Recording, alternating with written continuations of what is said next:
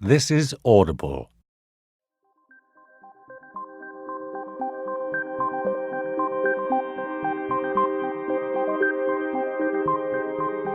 Macmillan Audio presents Permanent Record by Edward Snowden. Narrated for you by Holter Graham.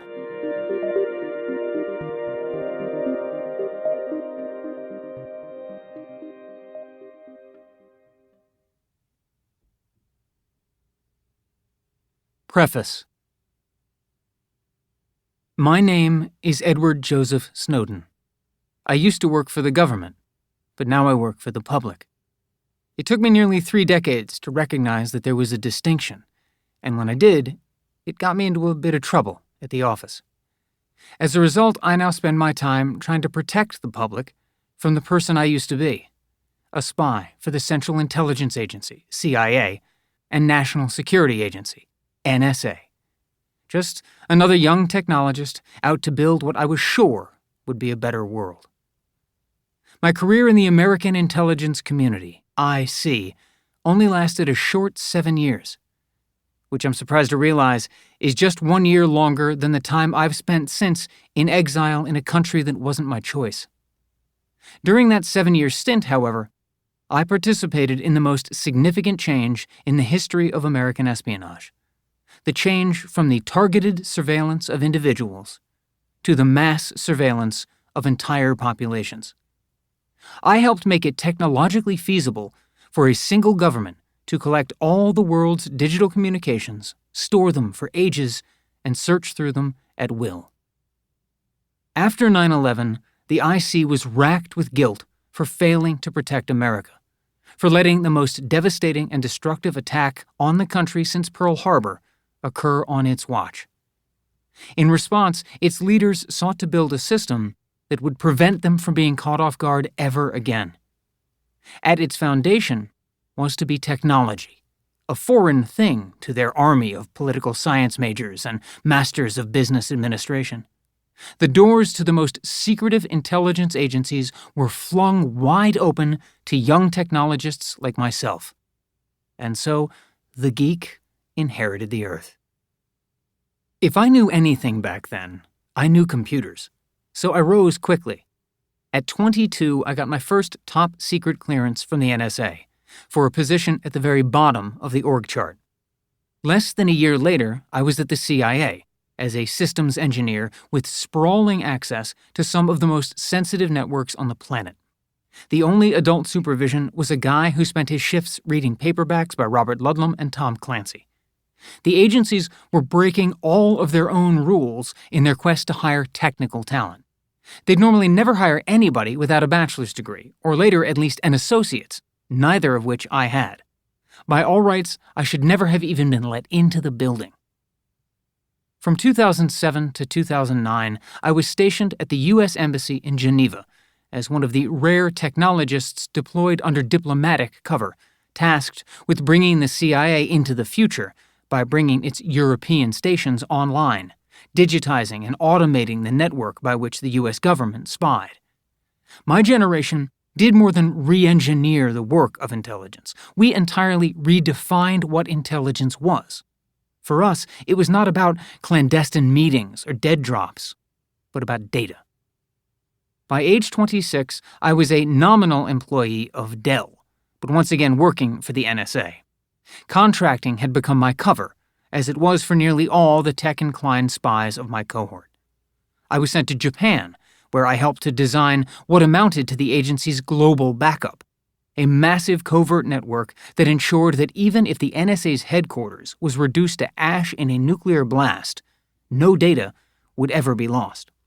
At the time, I didn't realize that engineering a system that would keep a permanent record of everyone's life was a tragic mistake. I came back to the States at age 28 and received a stratospheric promotion to the technical liaison team handling Dell's relationship with the CIA. My job was to sit down with the heads of the technical divisions of the CIA in order to design and sell the solution to any problem that they could imagine. My team helped the agency build a new type of computing architecture, a cloud, the first technology that enabled every agent, no matter where they were physically located, to access and search any data they needed, no matter the distance.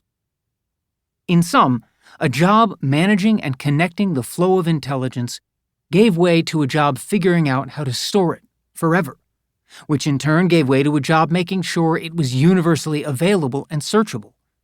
These projects came into focus for me in Hawaii, where I moved to take a new contract with the NSA at the age of 29. Up until then, I'd been laboring under the doctrine of need to know, unable to understand the cumulative purpose behind my specialized, compartmentalized tasks. It was only in paradise that I was finally in a position to see how all my work fit together, meshing like the gears of a giant machine to form a system of global mass surveillance. Deep in a tunnel under a pineapple field, a subterranean Pearl Harbor-era former airplane factory, I sat at a terminal from which I had practically unlimited access to the communications of nearly every man, woman, and child on Earth who'd ever dialed a phone or touched a computer.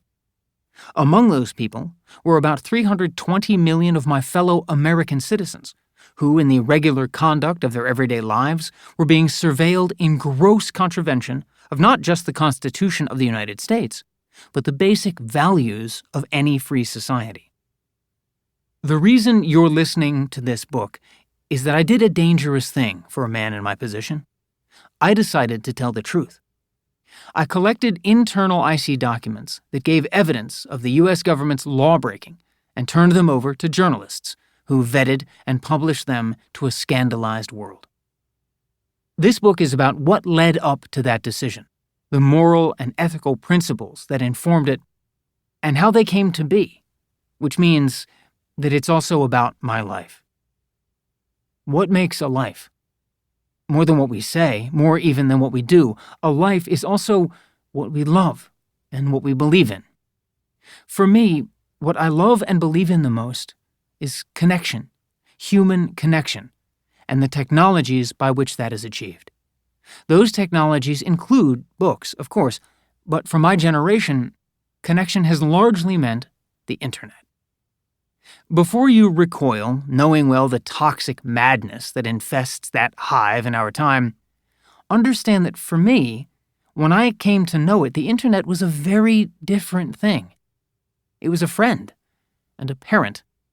It was a community without border or limit, one voice and millions, a common frontier that had been settled but not exploited by diverse tribes living amicably enough side by side, each member of which was free to choose their own name and history and customs. Everyone wore masks, and yet this culture of anonymity through polyonymy produced more truth than falsehood, because it was creative and cooperative rather than commercial and competitive.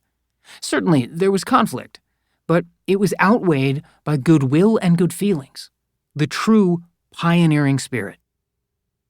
You will understand, then, when I say that the internet of today is unrecognizable. It's worth noting that this change has been a conscious choice, the result of a systematic effort on the part of a privileged few. The early rush to turn commerce into e-commerce quickly led to a bubble, and then, just after the turn of the millennium, to a collapse. After that, companies realized that people who went online were far less interested in spending than in sharing, and that the human connection the internet made possible could be monetized. If most of what people wanted to do online was to be able to tell their family, friends, and strangers what they were up to, and to be told what their family, friends, and strangers were up to in return, then all companies had to do was figure out how to put themselves in the middle of those social exchanges and turn them into profit. This was the beginning of surveillance capitalism, and the end of the internet as I knew it. Now, it was the creative web that collapsed as countless beautiful, difficult, individualistic websites were shuttered. The promise of convenience led people to exchange their personal sites, which demanded constant and laborious upkeep, for a Facebook page and a Gmail account. The appearance of ownership was easy to mistake for the reality of it. Few of us understood it at the time, but none of the things that we'd go on to share would belong to us anymore. The successors to the e-commerce companies that had failed because they couldn't find anything we were interested in buying now had a new product to sell.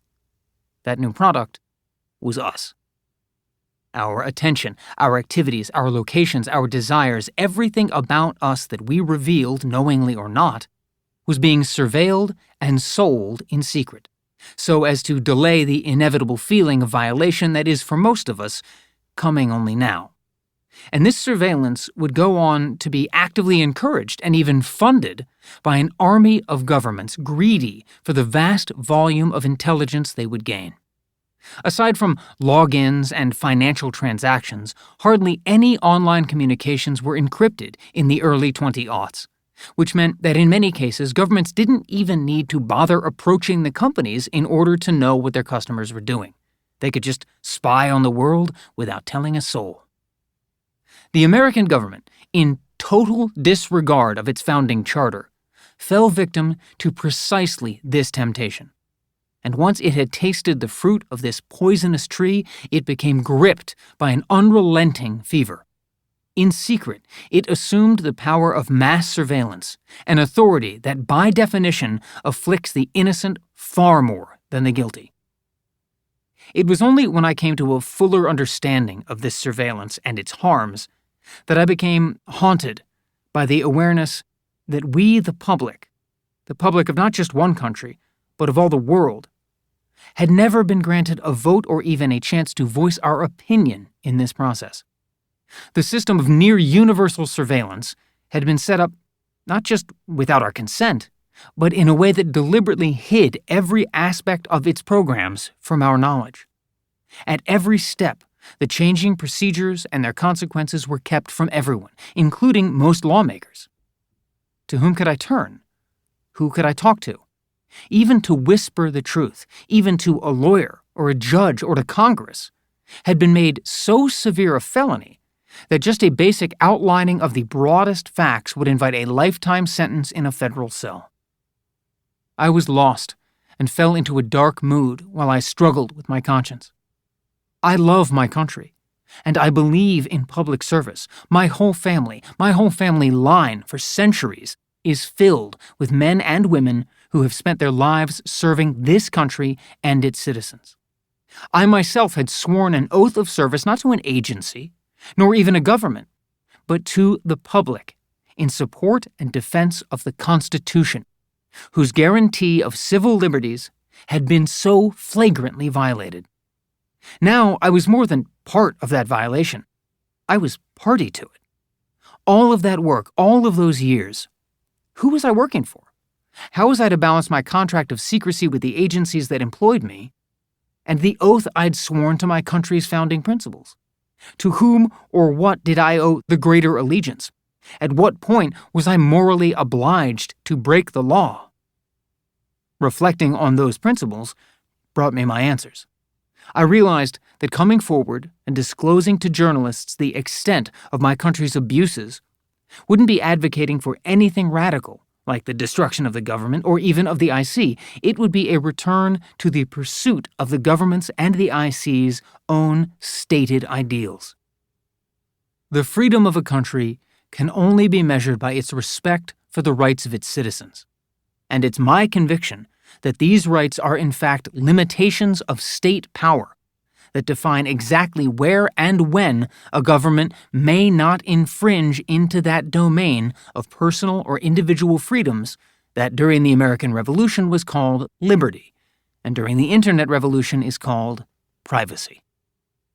It's been 6 years since I came forward because I witnessed a decline in the commitment of so-called advanced governments throughout the world to protecting this privacy, which I regard, and the United Nations regards, as a fundamental human right. In the span of those years, however, this decline has only continued as democracies regress into authoritarian populism. Nowhere has this regression been more apparent than in the relationship of governments to the press. The attempts by elected officials to delegitimize journalism have been aided and abetted by a full-on assault on the principle, of truth. What is real is being purposefully conflated with what is fake, through technologies that are capable of scaling that conflation into unprecedented global confusion. I know this process intimately enough, because the creation of irreality has always been the intelligence community's darkest art. The same agencies that, over the span of my career alone, had manipulated intelligence to create a pretext for war, and used illegal policies and a shadow judiciary to permit kidnapping as extraordinary rendition, torture as enhanced interrogation, and mass surveillance as bulk collection, didn't hesitate for a moment to call me a Chinese double agent, a Russian triple agent, and worse, a millennial. They were able to say so much and so freely, in large part because I refused to defend myself. From the moment I came forward to the present, I was resolute about never revealing any details of my personal life that might cause further distress to my family and friends, who were already suffering enough for my principles. It was out of concern for increasing that suffering that I hesitated to write this book. Ultimately, the decision to come forward with evidence of government wrongdoing was easier for me to make than the decision here to give an account of my life. The abuses I witnessed demanded action, but no one writes a memoir because they're unable to resist the dictates of their conscience. This is why I have tried to seek the permission of every family member, friend, and colleague who is named, or otherwise publicly identifiable in these pages. Just as I refuse to presume to be the sole arbiter of another's privacy, I never thought that I alone should be able to choose which of my country's secrets should be made known to the public and which should not. That is why I disclosed the government's documents only to journalists. In fact, the number of documents that I disclosed directly to the public is 0. I believe, just as those journalists believe, that a government may keep some information concealed. Even the most transparent democracy in the world may be allowed to classify, for example, the identity of its undercover agents and the movements of its troops in the field. This book includes no such secrets. To give an account of my life while protecting the privacy of my loved ones and not exposing legitimate government secrets is no simple task. But it is my task. Between those two responsibilities, that is where to find me.